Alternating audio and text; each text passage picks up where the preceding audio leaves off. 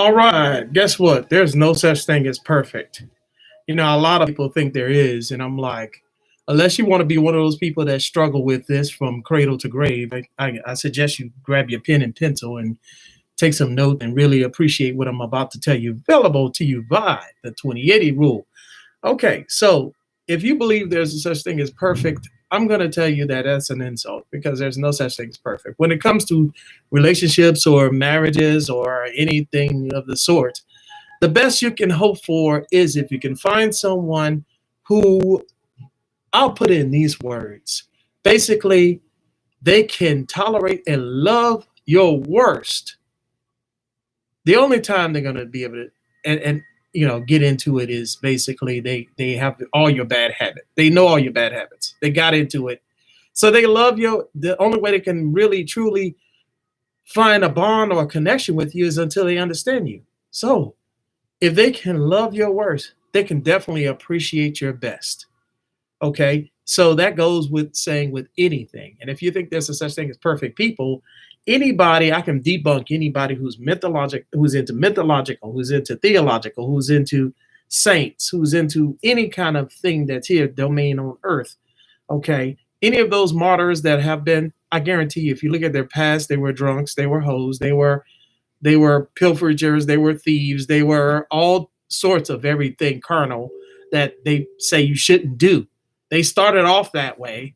Even the priests and all the religious, all the popes and all those, even if they were just Mother Mary themselves, okay, if they were a virgin and they went right into the monastery and somehow was able to get past all of the issues that go on in the church, they still are subject to all of the temptations here on earth. So they're not perfect. So there is no such thing as perfect.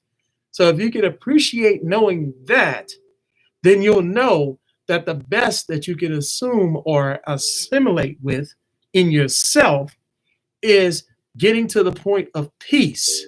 Now, there is a such thing as peace of mind, peace of body, piece of cake. Hey, if you like that, you a piece of cake.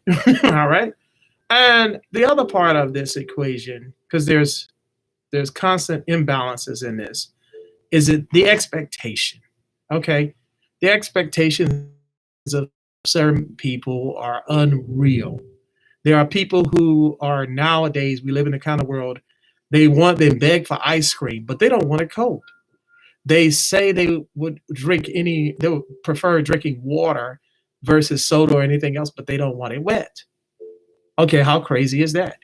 Okay, how ludicrous is that?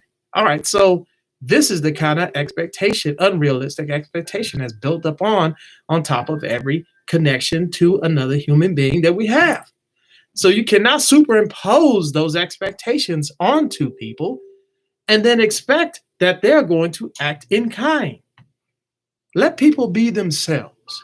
If you're in relationships, if you're in families, let people be themselves and marvel at the interaction and the chemistry you have with them when you allow them to be themselves. Because when you allow them to be themselves, they're not in conflict. There's no imbalance.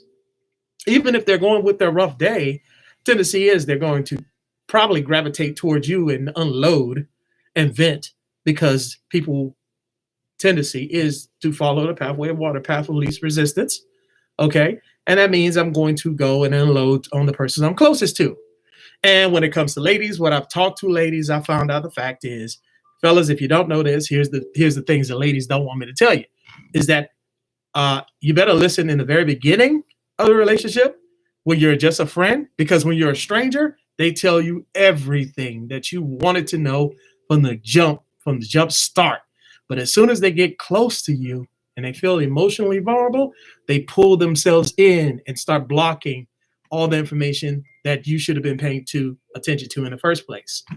They're going to just give you a one and done. Just like I don't take second back to anyone. Learned that from a lady too. I'm not anyone's second choice.